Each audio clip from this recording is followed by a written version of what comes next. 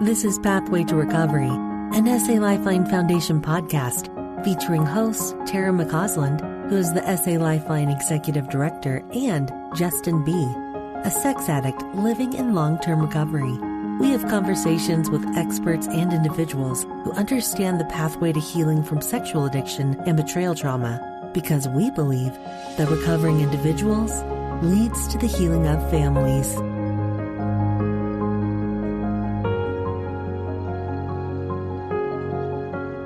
Geoff Steurer is a licensed marriage and family therapist, author, and podcaster with over 25 years of experience treating couples healing from the impact of sexual betrayal. He is the co-author of Love You, Hate the Porn, Healing a Relationship Damaged by Virtual Infidelity, and is the co-host of the podcast From Crisis to Connection, and has produced workbooks, audio programs, and online courses healing couples and individuals from the impact of sexual betrayal, unwanted pornography use, partner betrayal trauma, and rebuilding broken trust. He earned degrees from Brigham Young University and Auburn University and has extensive training and experience treating sexually compulsive behaviors and betrayal trauma. He has also completed additional training in emotionally focused couples therapy and is certified in accelerated resolution trauma therapy. He lives in St. George, Utah, with his wife of 27 years, and they are the parents of 4 children. Welcome to the Pathway to Recovery podcast. I'm your host, Tara McCausland, and a warm welcome to my friend, Geoff Steurer. Geoff, thanks for being on. Tara, it's always a pleasure. Thanks for having me. Geoff and I go way back, and I'm so grateful for Geoff's work. He really understands this issue and is someone that I'm grateful to have linked arms with, and SA Lifeline has linked arms with for many years. So again, gratitude for all that you're doing in the field of sexual addiction and betrayal trauma.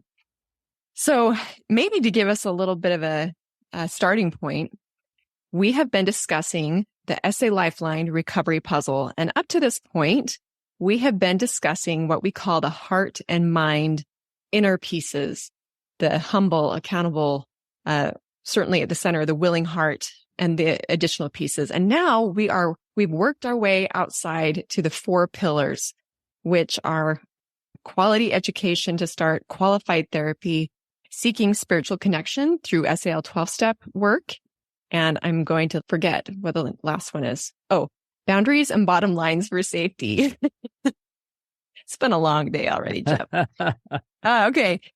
But today we are going to focus on this quality education piece. And Geoff and I, we've been talking a little bit about this, and maybe just to start us off, Geoff, as a therapist that has been working in this field for decades, what are your initial thoughts about why quality education is a critical piece to finding recovery?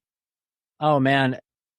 I've been a big fan of quality education from go. I mean, I just remember my own training as a therapist. Like, I was just devouring books and trying to understand. There's just no way that one-to-one communication from another person can, whether it's just talking with a therapist or meeting with a sponsor, there's no way one other person can communicate the experience and research and knowledge and just collective wisdom that's out there in so many incredible resources. Everything from scripture to research and articles, and there's just so many resources. I think that the arrogance to believe that you can chart your own course alone, I think is just so dangerous. And I think there's a temptation, of course, to want to just be wildly independent in this process, out of shame, out of pride, out of fear, whatever's driving it. And it just doesn't have to be that way. So education really, I think, opens up new vistas. It exposes blind spots. It gives ideas. It validates. It supports. It creates openings where there weren't any before. I mean, there's so many things it does.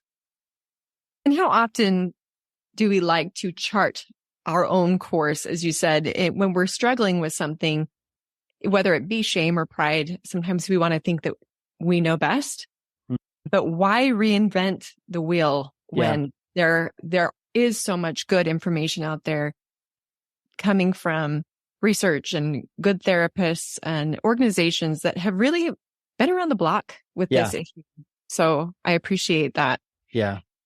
And I think it's really critical to also mention that there is a lot of misinformation that we might find online about the subject of pornography use, unwanted sexual behavior, and the impact specifically on the spouse when sexually compulsive or addictive behaviors are present. I'm curious, what would you say are some of the most prominent untruths that are swirling around online and in conversation about these issues? Well, number one, I would just say that one of the biggest ones is that pornography is not harmful. And let's just start there. Just today, just like an hour ago, I was, I follow the work of several different people out there, and somebody that I really respect and does some great work for men. You know, he's talking about the dangers of artificial intelligence and pornography and stuff like that. And he's really basically saying to these guys, look, pornography is not okay. It's not helpful. It's going to ruin your life, etc. But then he says in there, and I don't know, I'm going to email him and ask him. He said, but I'm not saying porn's evil. I'm just saying it's just not going to be helpful to you. And I was just really disappointed in that, because I think there's a lot of people out there that are just trying to say, hey, you know, you do you. If you want to look at pornography, you know, but I just don't, you know, it's just like everybody's tippy-toeing around it. And I think there's fewer voices that are willing just to say, no, this is not something that has any kind of value in it at all.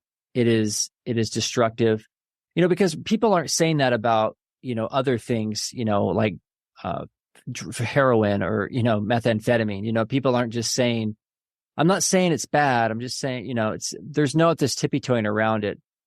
So I think that's one of the biggest ones. It's just the refusal to even acknowledge. So I think if you're trying to figure out where you are, how to get into solid recovery and find healing, you're going to read things in particular on this topic that basically validate. And you'll see it from therapists. You'll see it from leaders in the field. You'll see it from obviously mainstream media and others that basically are playing down the impact of pornography. So I think it's critical for you to get really clear on your value system and find resources that support that.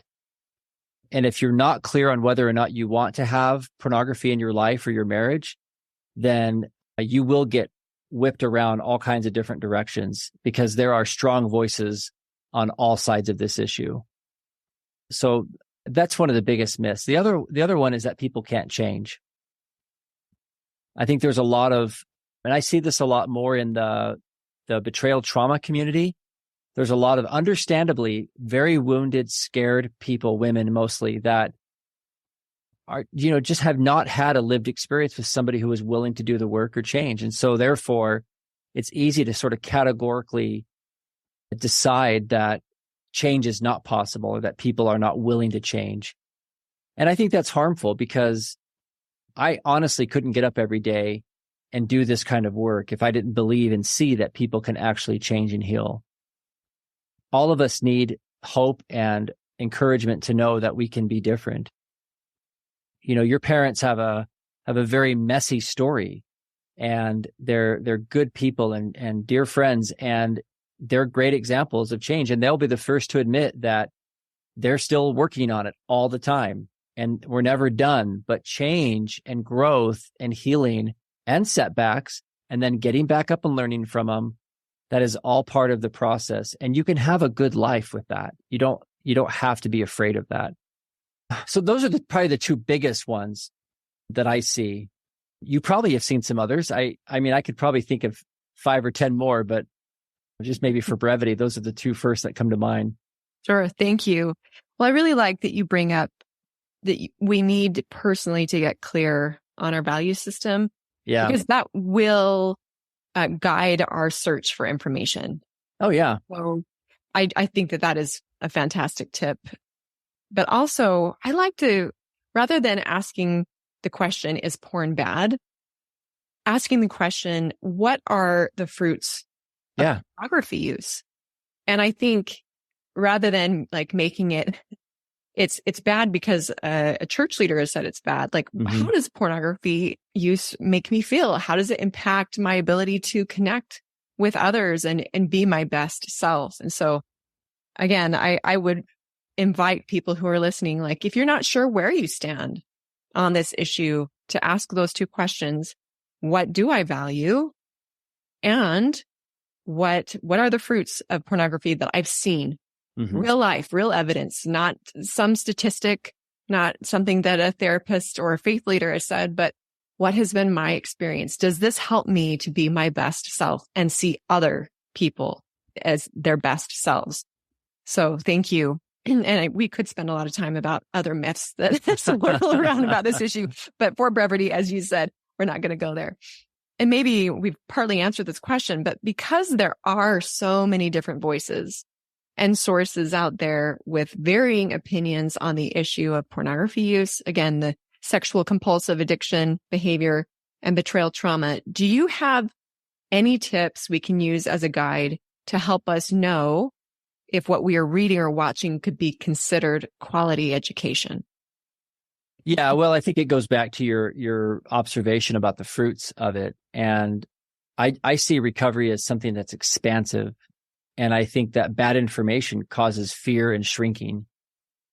And so the good information, it's going to honor agency. It's going to dignify and respect people. It's going to elevate and expand. That's what's going to happen. And it's going to bring peace, and it's going to bring the ability to bond and connect with other people. There's a lot of voices out there, a lot of, that you and I both have to sift through. Nobody gets a free pass on this. We all have to be discerning, and we have to be critical thinkers. There's a great field of study, media literacy that comes out of the communications studies kind of arena. And you can Google media literacy, and there's things that help you become a critical thinker about the things you consume. What's the message? Who created it? Why did they create it? What are they trying to sell? What do they want you to do?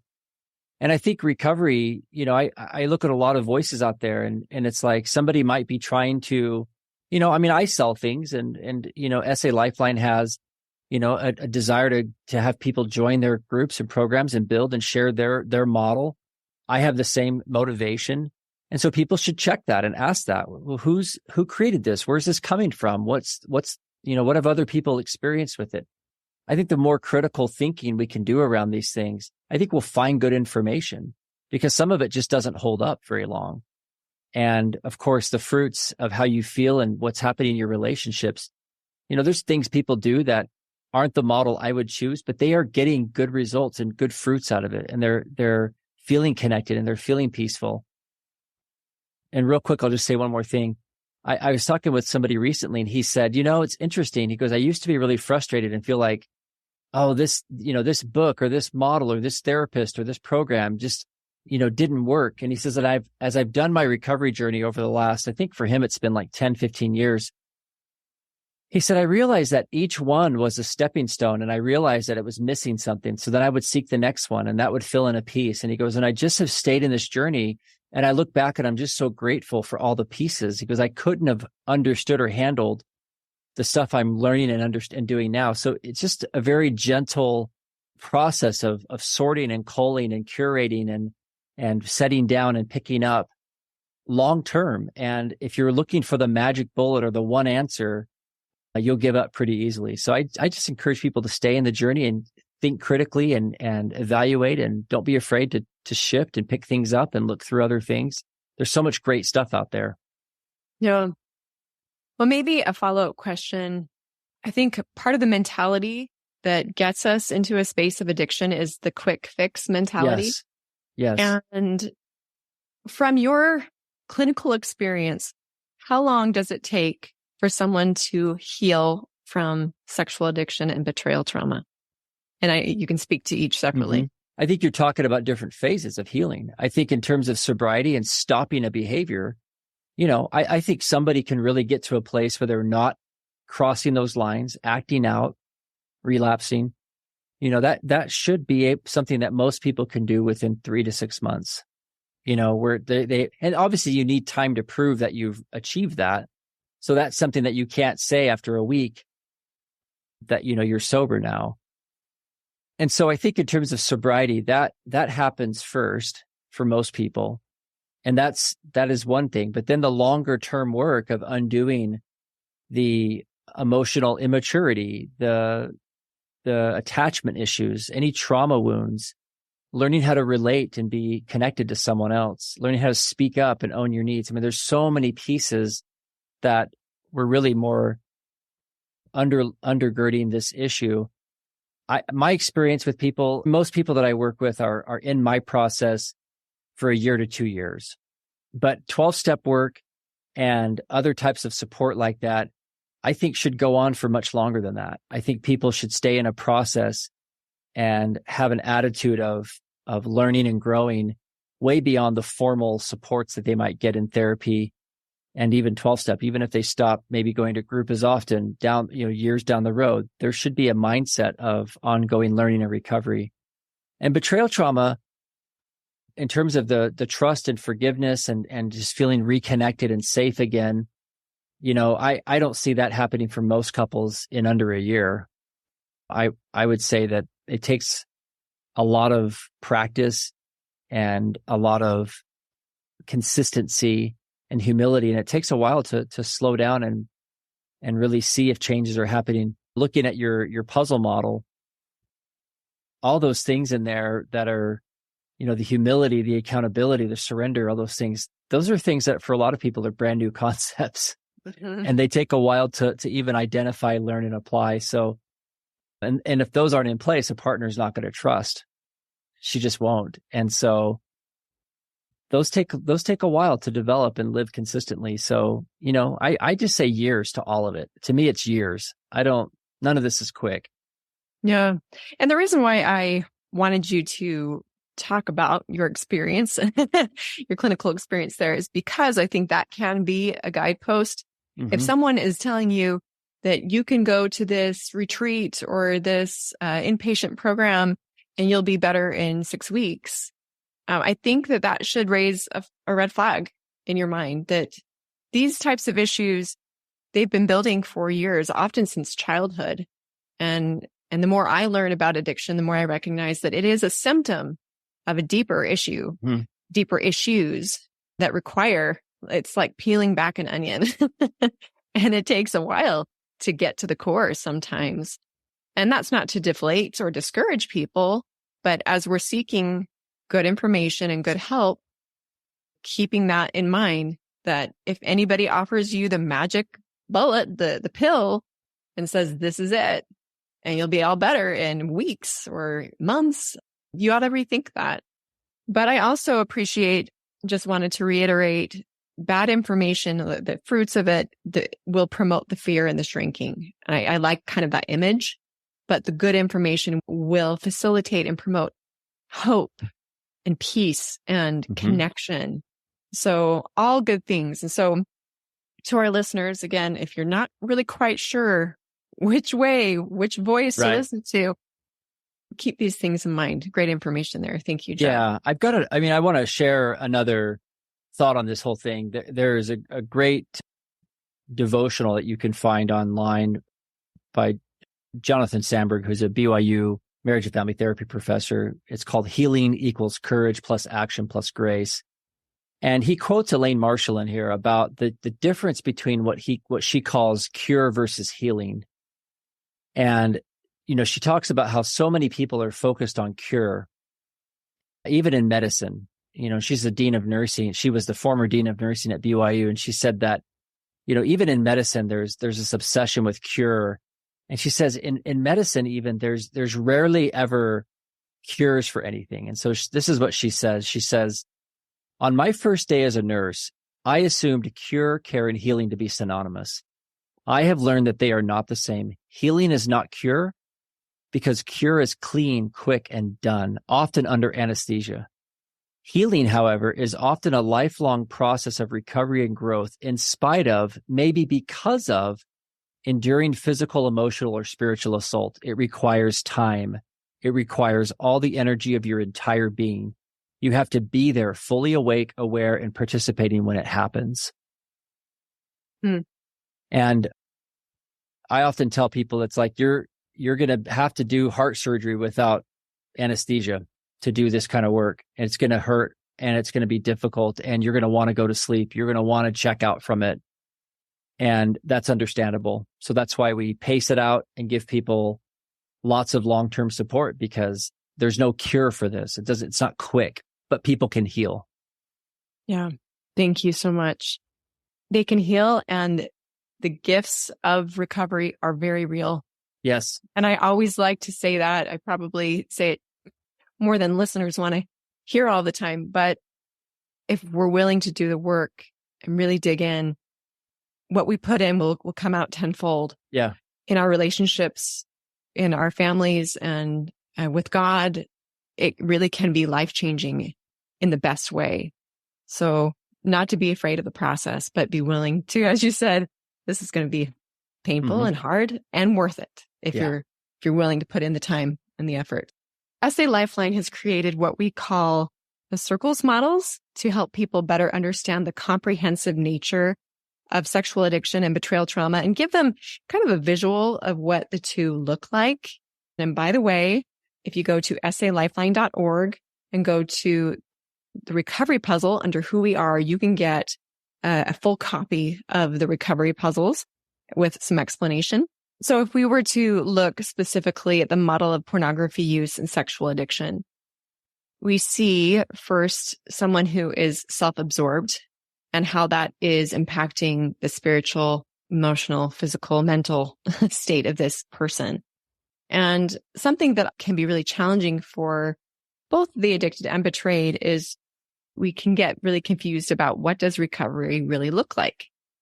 Because an addict can be speaking and saying, I'm doing all of these things, but we can't fully trust the words. We can trust the behavior. All these other words that are in the center, in the white space, the addiction manifests as lonely, as victim, withdrawn, resentful, lustful, acting out. Mm-hmm. I'm curious from a clinical standpoint, going back to this idea of good information, how do you guide the betrayed spouses to know whether or not their partner is in recovery? And does this help facilitate that, having a model to look at and comparing and contrasting certain behaviors? Does that make sense? Absolutely. Yeah. Models in general make it easy to, digest this. I get so many people that ask that question of, how do I know where I'm at in the process? How do I know where this is going to go? How long is this going to take? I mean, naturally people want to get oriented. And I think they're really concise ways to check yourself. And you've got the kind of the addiction side of it, and then the living and recovery side of it for each person and the marriage. And I think you could snapshot this and look at it and say, let me just do an inventory here and see where I'm at on these things. I mean, any one of these areas, you talk about, manipulation or resentment or lying, these things that are felt and observed, any one of those you could write. There's books written on each one of these topics. And I just encourage betrayed partners to really become educated about signs of this so that they can trust themselves when they feel this, when they see this, and not be talked out of it by themselves or by someone else. And to be able to trust their own experiences. Sure, there's a lot of ways to hide and a lot of ways to manipulate and so on. But eventually, again, it's impossible to go long term with a serious issue. That's an ongoing pattern and conceal that. We all make mistakes, and maybe we don't want everybody to know, things here and there.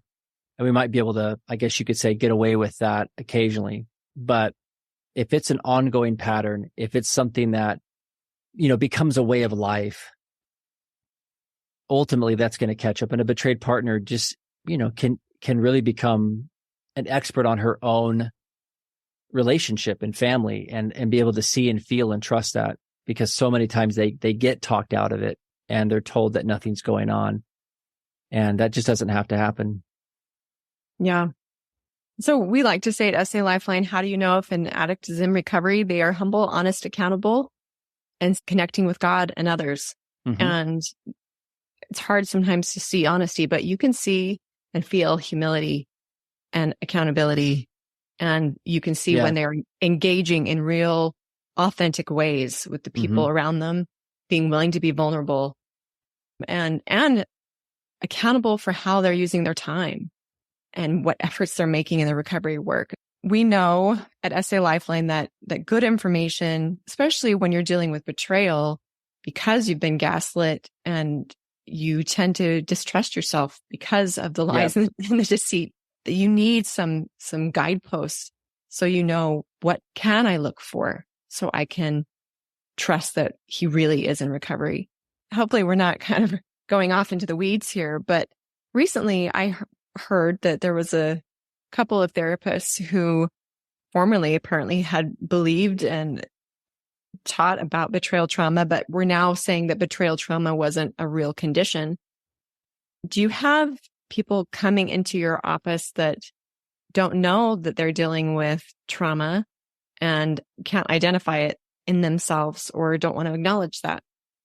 Oh, all the time. Yeah. And there's lots of therapists that don't think this is a thing. They would say things like, a betrayed partner just needs to stop being so reactive, or just take accountability for her own thoughts. And I mean, those are all like important adult, mature things to do and take responsibility for our lives. But ignoring the actual impact of trauma is like, telling a car accident victim that they should just, have more positive thoughts, or they should just take more responsibility for how they're walking or trying to, it's just ignoring a massive piece of the context and the safety. And so, yes, I think that there can be sometimes an overemphasis on personal responsibility at the expense of the trauma context. Every trauma survivor, whether it's betrayal trauma, intimate partner trauma, or natural disaster, whatever, every single person that I've ever worked with doesn't like feeling that way. You're almost preaching to the choir when you tell them to, that they need to like feel differently or think differently or do something. They're like, yes, I would love that. But backing up several steps and acknowledging the reality of betrayal and the fear and the control they've been under and the manipulation and all the different things like that, really, I think allows them to finally start making some movement. Because so much of the early journey is them trying to convince themselves that they're just not losing their minds and that they need safety, they need resources and support and to be believed. And that's oftentimes gets skipped over by a lot of professionals and people out there. And it's unfortunate because they don't get help. So I get a lot of clients coming into my practice who have already met with other therapists or church leaders or other people who basically have just ignored or completely bypassed or minimized, or they've just gotten some general, self-help advice to just pull up their bootstraps and move forward with their lives. And it's not helpful. Yeah. Well, and good quality education will teach us that we need qualified therapy to deal with both sexual addiction and betrayal trauma, and that these are real things. And so if we look at the model of spouse betrayal and trauma, say someone's listening and they're not sure if they're dealing with betrayal trauma, again, this model is helpful. Betrayal trauma often looks like obsessive, hopeless, numb, withdrawn, confused, depressed, resentful, angry, codependent behavior, fearful, hypervigilant. And women, as you said, part of the experience, not just for women, for betrayed spouses in general, is just trying to convince themselves that they are not crazy, because betrayal trauma feels like crazy until there is an acknowledgement that this is an injury, as you said. I've been harmed. That's right. And not because of something that I did. I like the metaphor of the car accident for that very reason. We can be driving very safely and thoughtfully and be broadsided, and it can upend our world, just like betrayal trauma. Well, I appreciate you speaking to these two pieces just as an example of some quality education that we hope to provide at salifeline.org. And as I had just mentioned, if we're getting good education on this subject, the next piece is qualified therapy. We are grateful for qualified therapists who take the time to really understand this issue, because as we've discussed, this is not a quick fix issue. No, it's peeling an onion slowly, really getting down to the core of some bigger, deeper issues. I really enjoyed this conversation, Geoff. Before I move to our two final questions, is there any final counsel or advice that you might give on the subject of seeking quality education? Well, I want to put in a plug for just the resources that you guys have created. Part of how I started my relationship with SA Lifeline was, goodness, I think it was 2007 or 8 when, your parents were starting to really create some of these initial resources. They were not only speaking from their own experiences, but they were starting to really collaborate and meet with and seek out good information. So again, you don't have to start at zero and start that journey like they did. They've been gathering information for close to, 15, 20 years that is found in these resources, these manuals and models. And these are great places to start. And it may take you other places, which is great, but you can trust the resources that are here because they've been vetted and curated over so many years and many revisions, and lots of professionals who do this kind of work. We sign off on this stuff and I'm grateful for it, and that it's available for free to so many people. It's just fantastic. Well, I appreciate that plug, Geoff. And, if people want to find you, because you are providing some great resources, where's the best place to find you, Geoff? So I'm hanging out in a few places. I have a podcast called From Crisis to Connection that I actually do with my wife. And she's a great sounding board. And we just sit around and talk about all kinds of different topics related to healing from betrayal, healing relationships, that whole continuum of crisis all the way to connection. So you can find that wherever you listen to podcasts. And then I also have a weekly newsletter I send out that you can subscribe to. And you can just find all that on my website. I have a free course that I offer on my website, the 7 Steps to Rebuilding Trust. And so you can go there and sign up for that. So there's a lot of resources on my website, and you can it's fromcrisistoconnection.com. So that's the easiest way to find me. Wonderful. I would love to connect with anybody here. If you are looking for resources or need support, I'm pretty responsive, so I'll get back to you. I can second that. Geoff is incredibly responsive. He's a great therapist. And I will put a couple of links in the show notes. Geoff, thank you. Well, to end, we're going to have a various audience listening to this episode, some who are new to recovery and some who have been doing this for a while. What would you say first to individuals who are new to recovery work? And second, what would you tell someone who's been walking this road for a while? Yeah, for people that are new, first, if you're listening to this, just please know that you're not alone and that you're not crazy. And for the person who's struggling with out of control behaviors, you're not a horrible person, and, it's not over. There might be consequences, there might be changes, lifestyle things, other losses and things, but you as an individual can always heal. And I think people need to have hope in this process and need to know that this is not the final destination. This is not going to be the rest of their lives, and that there are principles and practices that will, create these gifts that you talk about, Tara. So I would want people that are starting the process to just really hear and feel the hope that things will get better and that there's ways to do it. It's not just superstition or magic, or even like cancer, where some people, no matter what they do, are going to die. This is based on principles and practices that can be applied, and there can be actual healing, and you can absolutely do something about it for yourself and then together for your relationship. So, and then for people that are, long term, I would just say on that side of it, that if you're feeling tired and you're feeling mixed about maybe some grief and loss around how much time this has taken, or maybe how your life doesn't look the way you thought it would, I hope you'll be gentle with yourself and with each other and recognize, look for those gifts of recovery. What has changed? What feels different? What's easier now? What's new and different in your relationships with each other, with yourself, with God, and really just slow down and pay attention. Sometimes it's so hard to maintain that perspective when you're just buried in it all the time, working and working and working on it. So hopefully you could step back and really notice and acknowledge that there is growth happening. And if there are areas where you feel like you're just spinning your wheels or you feel like you're not getting the help you need, don't give up. There's lots of resources. Ask good questions, reach out for help, keep seeking, and stay in the process. Because like I tell the people in the beginning, this does not have to be a life sentence. You can absolutely grow and thrive despite all the struggles.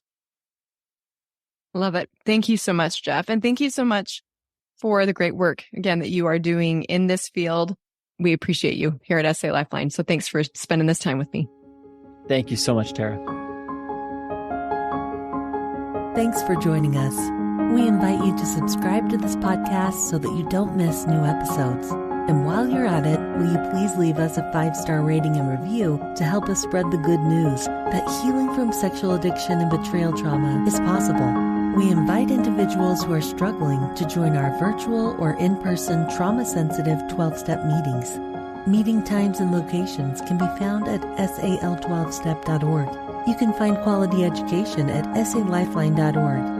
And we hope that you will follow us on Instagram and Facebook. SA Lifeline is a 501c3 nonprofit organization, and we welcome donations. SA Lifeline, come heal with us.